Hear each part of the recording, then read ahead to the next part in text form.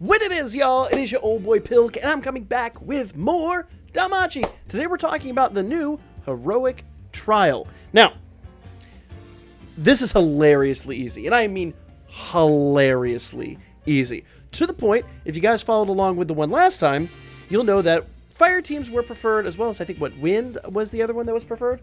Now, on this one, it's earth and thunder. Now, you see I'm using a fire team.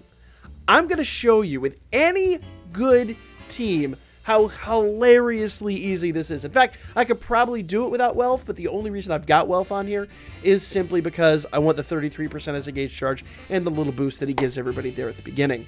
So, let's go ahead, jump in here, and talk about this real quick. Now, as you know, there's two foes.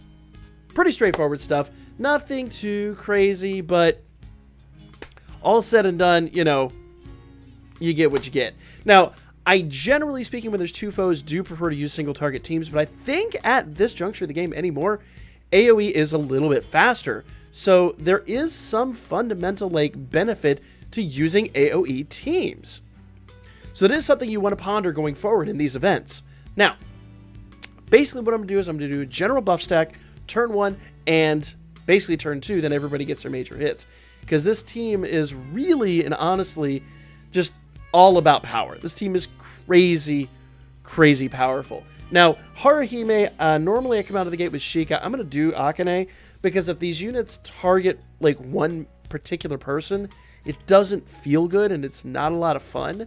But I do want the counter rate buff, so pick and choose. For me, actually, I'm going to go back to Sheikah. I'm going to play a little bit dangerous, because I will say these two hit stupid hard, really hard. So you might want to consider doing some debuffs on this team. But if I'm honest, like I said, you don't have to. And I'm going to show you today, hopefully, that you don't necessarily have to do that. All right? So general buff stack, we know this team inside and out. This team is not magic nor mystery at this juncture. It's a full physical fire team, mostly AoE with Katori for the single target damage. Now, the one thing I am going to do, we're just going to continue on here. The one thing I am going to do is I'm going to do an SA on the person with the most health at the end of turn, or at the beginning of turn 4. Okay? Looks like that's going to be Aisha. So let's go target her. Normally I'd be targeting Ryu. We worked her down. Now, Aisha's got Katori going to be attacking her with an SA. Now, you will notice that I do have the assist that buffs both AoE and single target. It's not really necessary in this situation, but it's going to help us get out a little tiny bit more damage. Now, hopefully, if we get a good crit and penetration, Aisha will be done here. She'll be dead. She'll be, we'll have vanquished our foe. Boom! Ooh, she's still alive. She survived that one.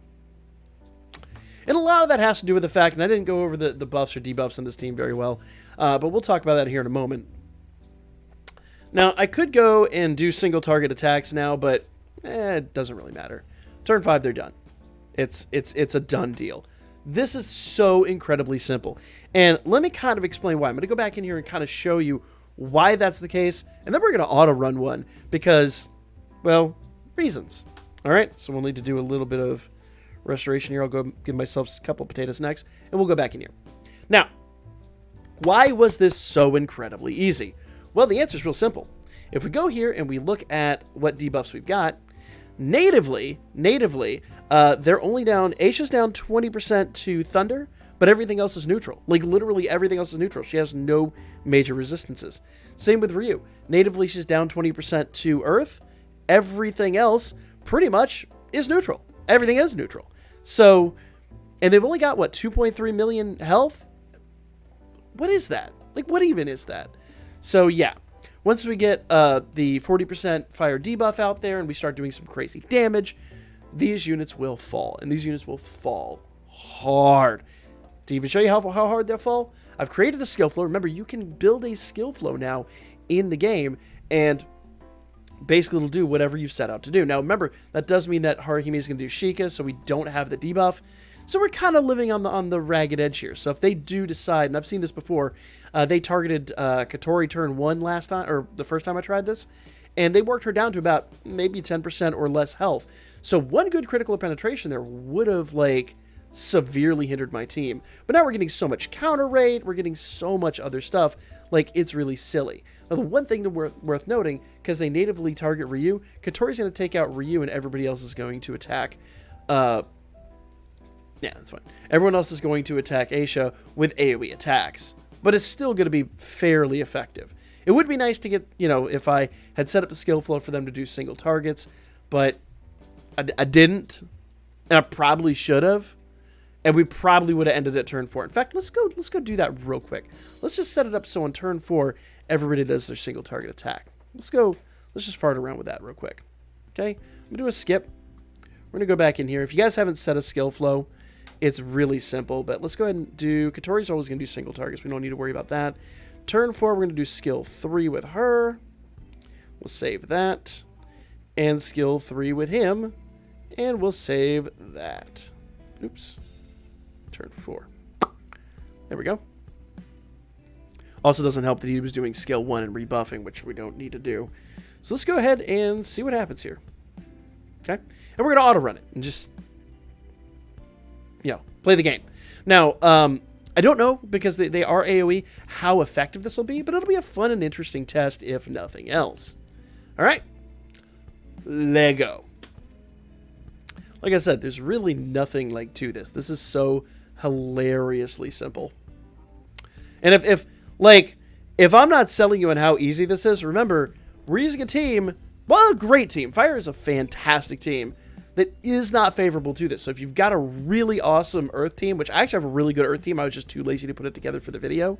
My Thunder team's meh at best. But here we go. Turn 4. She's going to take out Ryu, and everyone else is then going to target Aisha. There we go. Get it. We're not going to get the turn 4 kill. Oof, so we're still going on turn 5. That's not good. Ain't no big deal. You know, oh no. Boo-hoo, I got a turn 5 kill with a team that I built, even using the OG Haru. We're not using the new Haru, who's significantly better. We're using the OG. And heck, I bet you, let's do one more thing, just for the sake of silliness. Let's throw the new Haru on here. And yeah, we'll go ahead and do this. And then we'll program her to do her SA on turn 4, so everybody gets that 120% buff. Let's do that. Just, you know, when it's, once again, I kind of want to cover all my bases, you know what I mean? So, let's go back into Heroic Trial. Don't fail me now. Fingers. There we go. We need to give her Echoes of the East. And just a good armor. Doesn't really matter what it is. That'll be fine. Doesn't really matter. She's going to do okay. Now, let's give her a good skill flow. So, she's going to come in turn 2. So, we will do... Yeah. She needs heal, so we'll do skill 2, skill 3, and then SA. And then we'll do skill 3 over and over again. Notice we're not really buffing anything else. I think this will be fine. I probably should do skill 1 and then the SA, but I mean, the buff replication I think is going to be, or debuff replication really at that point, probably is going to be a little bit better. But, you know, it is what it is. We're experimenting. Literally, this is just, you know, an off-the-cuff. I didn't even ponder this before the video. I'm just pondering this now while we're making the video. Just an off-the-cuff attempt. So, let's go. Let's see what happens here. Now, there are 2 other interesting things to discuss with this. Number 1, which bond do you want? Because remember, you can only pick one bond out of the list. So when it comes to this, I really feel like the Apollo bond is really the better bond of them. Now, I always say the assist bond is a better value. I always say that. And mainly because if you do wind up going in here, you know what? We still have Katori doing SA. We'll need to go fix that. That's fine. It's fine. We'll do it. We'll fix that next time. Actually, you know what? We could do it right here. Manually change it. All right. So Katori doing skill. Actually, you know what? Harhime doing that and Katori doing that. There we go. Bam. Now everybody gets 120%, and we'll go back to auto run this. But yes, as I was saying, his assist is just absolutely phenomenal. Why couldn't we get the kill? Bruh, team, come on. Get it together. It is what it is. Honestly, there's one other thing I could do, and I'd be able to get a turn 3 SA, and we get a turn 4 kill, and it would be so super simple, but I really don't, I don't really think it's worthwhile.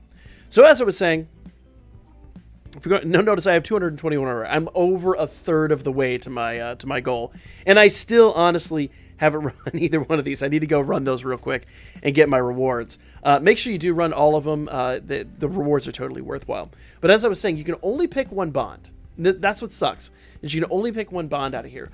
So if you did poorly on the summons, you get one, which is really awesome. It's more than most games would probably give you, but you got to choose wisely. Okay, so all three of these are great choices, but if you need a bond to him and you're looking to MLB this unit, which I would recommend, he's very, very, very good, he should be your primary target. Because if you have to go in and buy a star bond, let's go to the shop one more time. I show this every video, but whatever. If we go into the Gnome Ticket Exchange, an assist star bond is 1,500 Gnome tickets, where the Adventure star bond is 1,000. So right now with my 7,300, I could get 7 of these bad boys. 7, or like 4 of these, almost half. So it's like, honestly, at the end of the day, the Adventure is good, but the assist, and I do still consider like assist to be more valuable just in general gameplay as well. So if you want my opinion, I think the Apollo bond is the better bond to get. Plus, what he does is really awesome too. He's a very, very, very good assist. But that's my opinion. Now, the other thing to consider with this, if you go in here, I'm going to go and give us a little bit of something there. If we go back in here, the other thing to remember, we have skip tickets now. We didn't have these up till about, a month and a half ago. So remember, if you're just lazy, which I am often, there's nothing wrong with that, just grab 5 of these bad boys. We get 5 of the blue ones a day. Already got my rewards. We already good to go. Check that out. And that is about 118. Yeah, so now we're literally, with that one move, we're 2/3 of the way there. 2/3. Now, one thing I didn't talk about here, and it's a question I do get often, and I forgot to mention it. We were talking about the bonds. Like, I don't have Apollo, but I'm still going to get the bond because I'm going to go whale for him. If you do not have a unit, like case in point, I do not have Apollo. In fact, let's just be silly. Let's just, you know what? I'm not going to do it. I'm not going to do it. But if I do pull Apollo, then, you know what? Worth it. Worth it for the video. Let's do this. Don't say I never did nothing for y'all. Check this out. So, I'm going to blow 5 more of my skip tickets. Bam! Probably only needed to blow 4, but it is what it is. I've been hoarding these bad boys and we'll be alright. So now I've got over 700. Yeah, I probably should have only blown 4. That's okay. If I go in here to the exchange, I definitely do want... So you buy the light. I definitely do want the Apollo bond. So that's good news. So I'm going to go ahead and do the exchange. Okay? But remember, I didn't pull Apollo. So what are we going to do? Does that mean we go in here and we suddenly have Apollo? Let's go to status board. And let's sort this down by Apollo units. Okay? There he is. He's not here. The answer is simple. You do not get the bond, or you do not get the unit just because you have the bond. Anytime you see that little hexagon symbol, that means it is bond only. If I can kind of explain that in another way, if we go to the shop and we go to the event unit exchange, these are the free-to-play units you can acquire. Notice it's a square box. It's the easiest way to tell. Anytime you see that square box, that means you get the unit or a bond. If you only see the hexagon, that means it is literally just the bond. So if I actually go, as much as we didn't see him there, if I actually go up here, go to inventory, go to bonds, and I go basically all the way down to the bottom, more or less. There is, in fact, right at the very bottom. So there is my Apollo bond, okay? You do not have the unit, just the bond. So now I've actually got to go get the unit. I actually plan to do that, so I'm not worried about it. For me, that's really no big deal. But there you go. If you do not have the unit, the bond is worthless. That said, I'm going to regret saying this on camera. Apollo's OnlyFans is still available. So next stream, we're going to go pay good money for Apollo's OnlyFans.